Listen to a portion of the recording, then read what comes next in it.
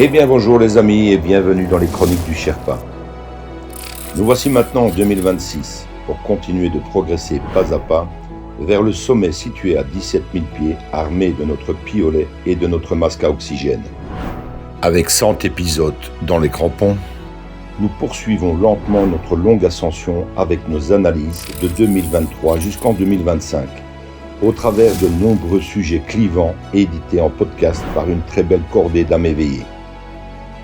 Pour les nouveaux arrivés, reportez-vous à la playlist des tout premiers épisodes afin de vous imprégner des débuts de l'aventure et acquérir les clés de compréhension nécessaires qui vous aideront tout au long de ce voyage hors du temps du projet Looking Glass. Pensez à vous abonner à la chaîne et cliquez sur le pouce si vous en appréciez le travail. Merci à toute l'équipe de la Z-Team qui œuvre sans compter ses heures pour offrir ces infos à l'humanité. Rendez-vous au sommet pour contempler le nouveau monde avec la vision à 360 degrés de Sherpa One ainsi que de MF Révélation et Métamorphose. Bonne écoute à tous et à toutes. Where we go one, we go all.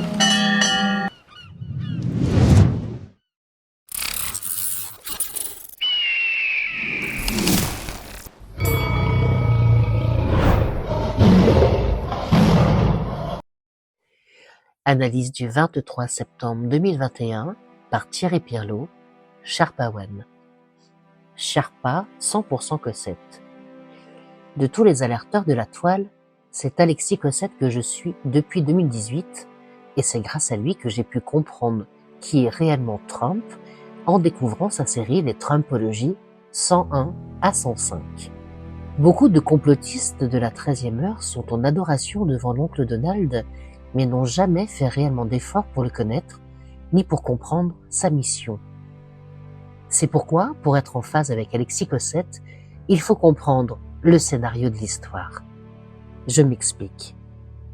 Il y a d'un côté le narratif d'une guerre en temps réel entre le Deep State et l'Alliance, et de l'autre, celui de Cossette et de Q, d'une guerre qui a déjà été gagnée en 2018.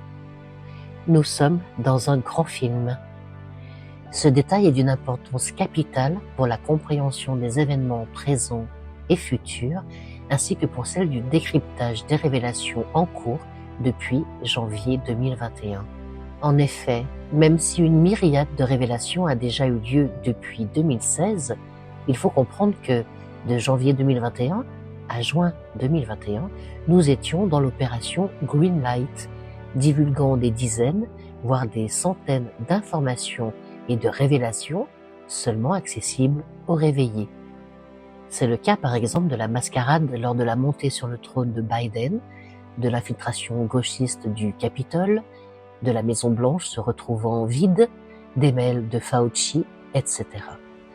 Beaucoup de révélations ont également eu lieu en France, puisqu'elle a été mise également sous le contrôle de l'armée durant le premier trimestre 2021. À partir de juin 2021, l'Alliance a enclenché l'opération Red Light, avec une augmentation crescendo des révélations, ayant pour objectif de réveiller l'entièreté du troupeau, et c'est ce qui est en cours aujourd'hui.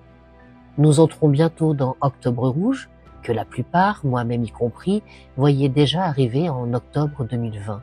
On constate que ça bouge de plus en plus, que ce soit aux States, ou chez nous en France, ou encore en Belgique, la pomme pourrie au centre des institutions européennes. Je pense que la France, pays des fausses lumières et de la révolution franc-maçonne, sera probablement le détonateur pour ce qui arrive. Tout a commencé par la France et tout se terminera par elle. Pour comprendre que tout ce bordel n'est qu'un film génialissime, scénarisé et produit par l'Alliance et non la réalité, il faut revenir à Trump et à son périple de 2017, quand au nom de l'Alliance, il a repris les rênes de la destinée mondiale. D'abord en Arabie Saoudite, avec la fameuse danse du sabre, qu'il a exécutée pour symboliser sa mainmise sur la royauté wahhabite. Puis en Israël, par la reconnaissance de la capitale. Ensuite, au Vatican, devant un pape zombifié, galvanisé de peur, devant les mètres cubes de documents à charge sur la pédophilie pontificale et de l'Église romaine. À Londres, en laissant la reine marcher 2 pas derrière lui et en s'installant dans le fauteuil de Churchill, ce que personne n'a osé faire depuis sa mort. Et encore à Bruxelles, où il a terrorisé tous les vassaux de l'OTAN en les menaçant des pires représailles s'ils ne participaient pas à l'effort de guerre pour l'OTAN à hauteur de 3% de leur PIB. Et enfin à Paris, où il s'est joué de Macron avant de lui expliquer la suite de l'histoire à la sauce Donald. Trump de l'Alliance a pris le contrôle complet de tous ces pays et gouvernements, de tous ces chefs d'État corrompus, et cela juste après avoir commencé à assécher son propre marais. L'Alliance a donc depuis 2018 le contrôle complet du Deep State et du narratif qui va avec. La guerre telle que nous la voyons n'a pas lieu, et des combats, si on peut les appeler ainsi, ne sont que des nettoyages de bunkers appartenant encore à l'ennemi, à des sous-niveaux fonctionnant en roue libre, comme la CIA et le Mossad, et à des bas niveaux n'ayant plus de chef, mais continuant leur mission de manière désespérée, à l'instar de ce Japonais retrouvé dans les années 80 en pleine jungle de Bornéo et qui se croyait toujours au milieu de la Seconde Guerre mondiale. La compréhension des événements est donc radicalement différente suivant l'angle d'observation, selon que l'on soit convaincu qu'une guerre à mort a lieu en temps réel entre le Deep State et l'Alliance, ou selon que l'on croit que le jeu est déjà game over pour la cabale mondialiste et prosélyte du modèle du Parti communiste chinois. C'est l'hypothèse défendue par Alexis Cossette de par sa grande connaissance de l'histoire des USA et de son expertise conspiration datant de bien avant le Covid. Très sincèrement, je pense que personne en francophonie, ni même aux USA, ne lui arrive à la cheville. Ce mec est tout simplement hors norme. Toutes ses analyses sont un must et son niveau de compétence n'a d'égal que sa gentillesse. Je suis même prêt à parier qu'un jour ces vidéos pourraient devenir collector. Pour autant, il sait s'adapter et suit le narratif actuel sans trop insister sur cette thèse du grand film et de l'opération Q depuis les élections américaines, car il ne veut pas perdre en route une trop grande partie de la tribu de ses réseaux sociaux, laquelle le fait vivre par ses dons. En effet, expliquer cette hypothèse à des personnes dont le réveil n'a débuté qu'en mars 2021 est une tâche longue et compliquée, et beaucoup pourraient se détourner de lui par fainéantise intellectuelle pour suivre une version plus simple de l'histoire. C'est la même chose avec Léo des décodeurs qui suit à la lettre la trame QAnon tout en continuant son narratif politiquement correct d'une guerre en temps réel. Cette version de l'histoire défendue par Alexis Cossette explique beaucoup de choses. En effet, si Trump les a tous à sa botte, cela veut dire que tous, mondialistes, kabbalistes, illuminati, francs-maçons de grandes loges, démocrates, socialistes et autres, responsables de ce génocide programmé, sont sans exception sous la menace et maintenus à leur poste pour exécuter à la virgule près ce qui était prévu initialement sur la feuille de route mondialiste d'avant 2018. Et cela jusqu'à ce que Donald et l'Alliance sifflent la fin de la récré. Pourquoi ? Eh bien, pour ne plus reproduire dans les années futures les erreurs du passé, pour rebâtir un monde nouveau, une nouvelle société basée sur l'humain et non plus sur l'argent et les rapports de pouvoir. Et quoi de mieux que de se rendre maître du jeu et de laisser le game se poursuivre avec des règles bien définies et un narratif sous contrôle afin d'ouvrir les yeux non pas aux complotistes, mais à 7 milliards d'êtres humains.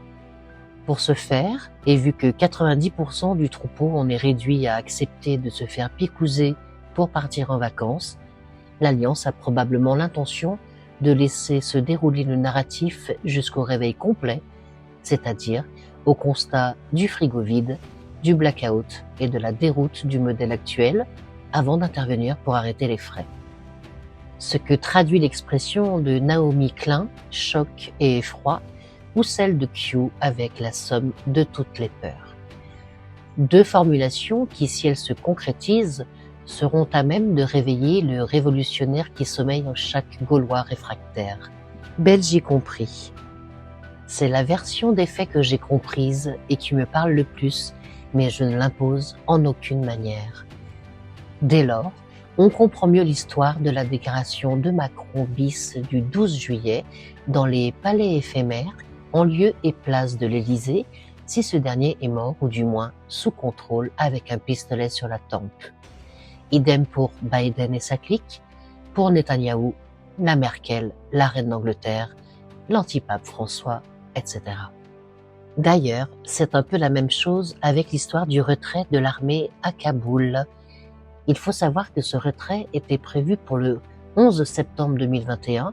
Les démons démocrates espéraient, dans leur scénario initial, fêter l'anniversaire du grand massacre des 2 tours, cet attentat démoniaque, symbole de leur toute-puissance, celle de l'État profond et de son entrée en guerre 20 ans plus tôt.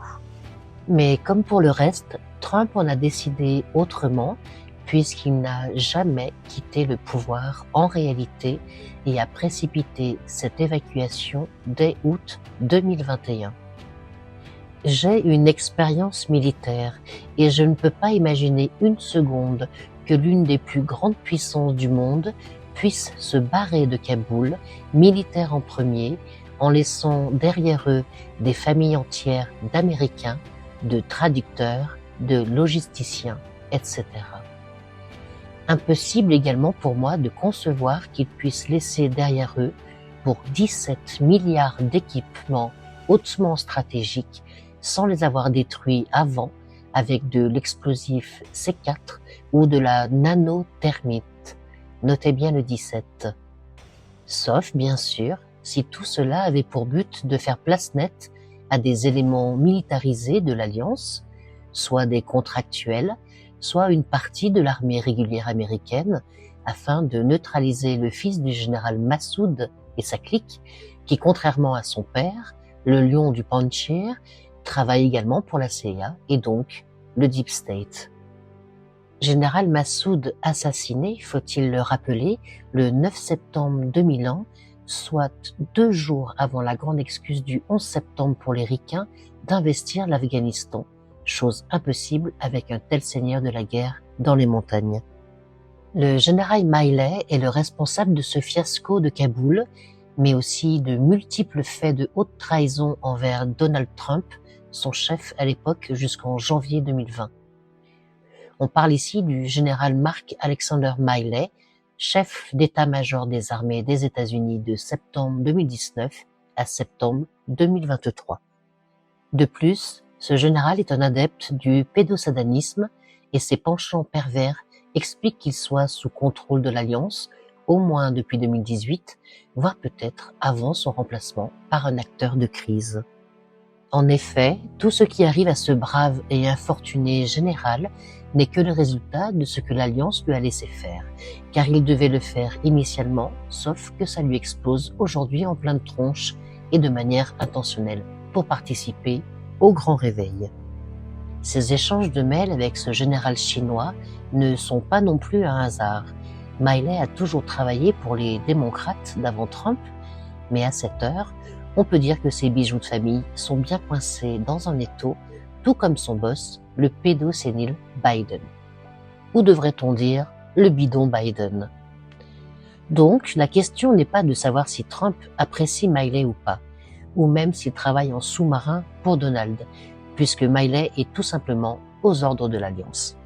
Ce général, tout officier qu'il est, aurait été condamné à la peine capitale pour haute trahison, tout comme le général McCain ou encore la Clinton et Obama, via un tribunal militaire, s'ils n'avaient pas négocié avec l'Alliance, probablement la prison à vie à la fin du film.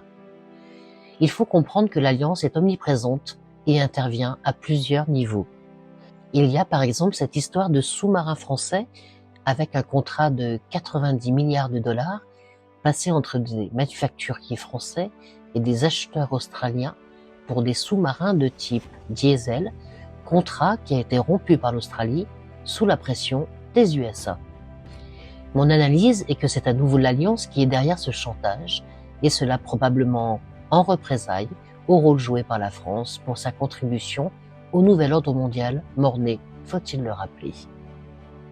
Dans cette histoire, il semble que les Australiens aient changé d'avis après que les plans des sous-marins diesel français aient malencontreusement fuité vers l'Indonésie, ce qui a instantanément refroidi l'ardeur des bouffeurs de kangourous quant à leur garantie de sécurité nationale. Les Australiens ont alors demandé à la France de leur livrer pour le même prix moins de sous-marins, mais en version nucléaire, ce que les Français ont refusé catégoriquement, et à raison étant donné que cette technologie est top secrète, tout comme celle des porte-avions nucléaires. On a le même scénario avec le contrat gigantesque de Rafale avec l'Allemagne, tombé à l'eau et qui vient de pencher en faveur des F-35 américains. Toute insinuation accusant la NSA, et donc l'Alliance, de ces fuites malheureuses ne serait que pure spéculation. Voilà donc mon ressenti, partagé avec celui d'Alexis Cossette, concernant cette fantastique histoire que nous vivons actuellement et qui est probablement une période décisive pour l'humanité. Where we go one, we go all. Où nous allons un, nous allons tous. Et rien ne peut stopper ce qui arrive. Sharpa One.